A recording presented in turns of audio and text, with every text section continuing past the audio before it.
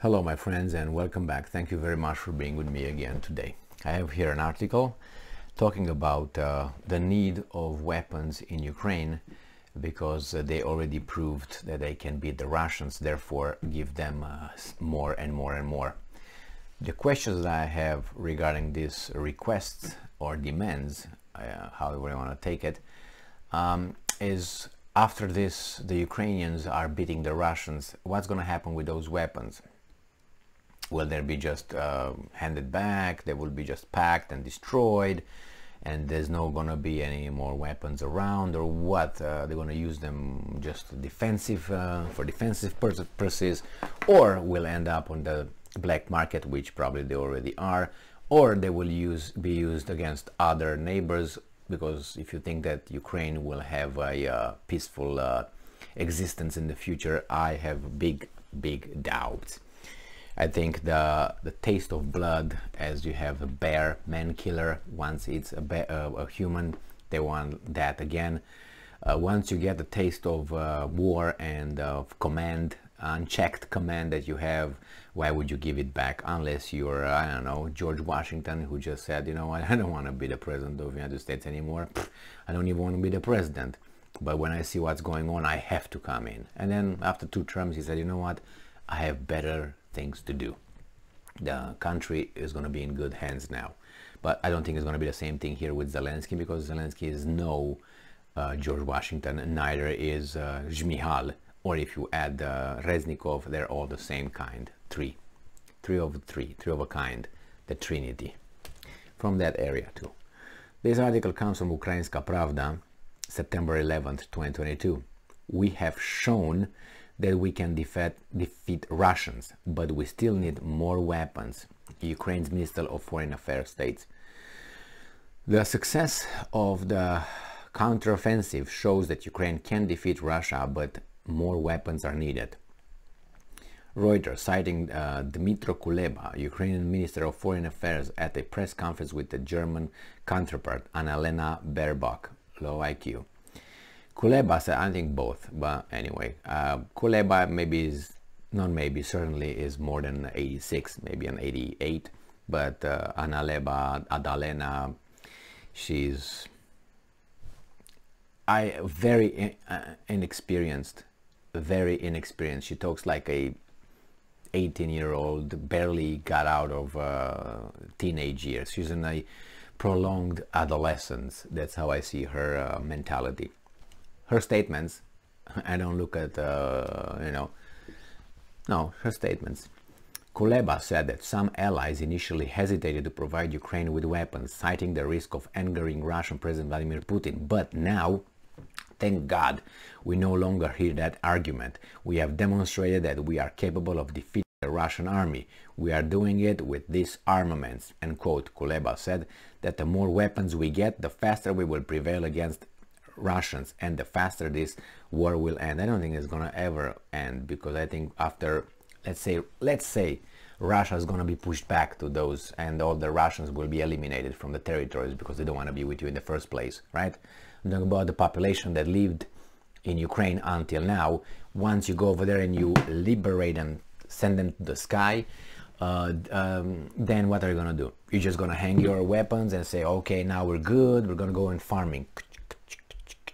Like they showed us that beautiful movie, but very stupid in many ways, the Gladiators, 2000 or 2001, I think it was 2000, with Russell Crowe. Yeah, he was a general, Maximus, and then he wanted to be a peasant in the field. Really? Yeah. Like why? Because that's what I have to tell this population here, that all those guys over there, they're just like us. They just have, they want to be peasants left alone and mind their own business, and it will be peace, global peace, because they're not going to be the Huns wanting anything. It's not going to be the Ottomans wanting anything. It's not going to be the Tatars wanting anything, the Russians, the Americans. No, everybody's going to just okay. So, but what's going to happen with the weapons, Kuleba? I think you're going to ask other countries that you around you, and then we'll see what's happening with Lithuania, for instance, Estonia, and other countries that you might not like for whatever reason, or Hungary that you already don't like, And already Orban was not following the orders you wanted Orban to follow. What are you going to do with that? With the weapons you got, and with the approval of the United States, you're going to take care of Hungary? Is Hungary going to be taught a lesson? So the armed forces of Ukraine launched a counteroffensive on the Russian-occupied territories of Ukraine. The Ukrainian armed forces have liberated, underlined, an estimated 2,000 square kilometers. Yesterday they said 2,400, so now it's only 2,000. No, whatever, these guys contradict themselves at every step. Of the territory of Ukraine from the Russian occupiers since the beginning of September. Now, the word liberated, who are they liberating? Remember, those guys that they are liberating did not want to be part of your little thing in Kiev, if you remember, since 2014 maybe, when the legitimate democratically elected government of Yanukovych was in power and was overthrown by inside forces with the involvement of outside services and bureaus, and you know what I mean. So then that's called treason if you go by any standards. Put that in United States and have the Chinese supporting a few guys here to physically and with weapons, not with the flags and no, with weapons overthrow the government. What's going to happen? How do you call those guys? Traitors with foreign involvements. You're going to call it Russia Gate, or you're never going to call it China Gate, because they're going to get the power and they will control what you know about those events because they're in power. Hint, hint, hint, hint, hint, hint. So here we have the same here in Ukraine. They control whatever the Ukrainska Pravda, New Voice of Ukraine, Ukraine Forum, they tell you what they want to tell you. Anyway, they want to liberate people that don't want to be liberated by you.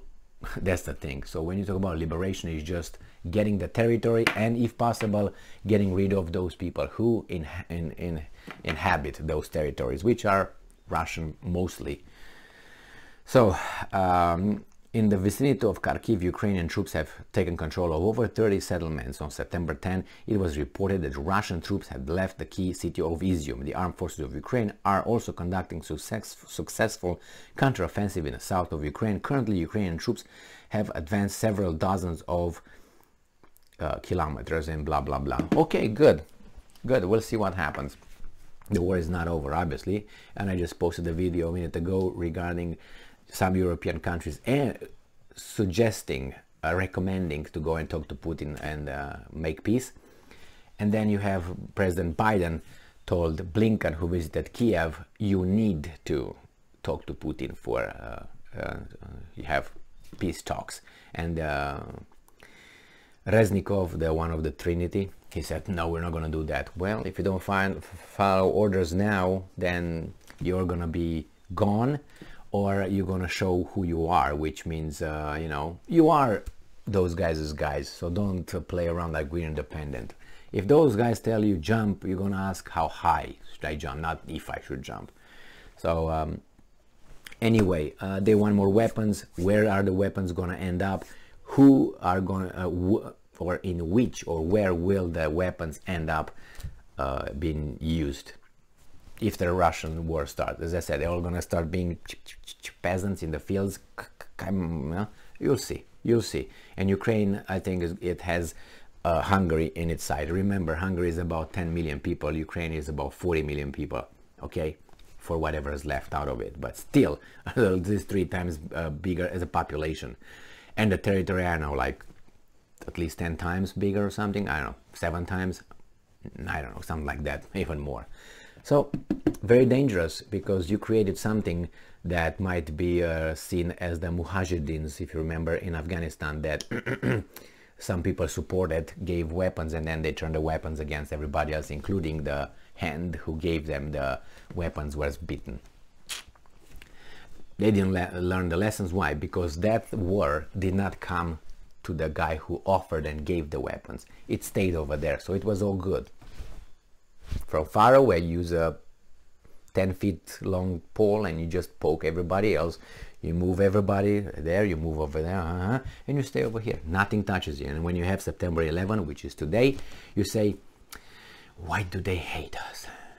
I think they hate our freedoms. And you're like, and people believe it, and believed it, continue to believe it, that it was because of our freedoms those crazies over there attacked us. Unbelievable. But what do you want? Below 86, majority of the population. Good luck living with them. And they vote. They want to nullify your vote and my vote. Someone who's thinking that, oh my God, I think they attacked us because of they hate our freedoms. Okay, vote me out. Thank you very much for being with me again today. Stay strong, stay smart, look for the truth, and be just.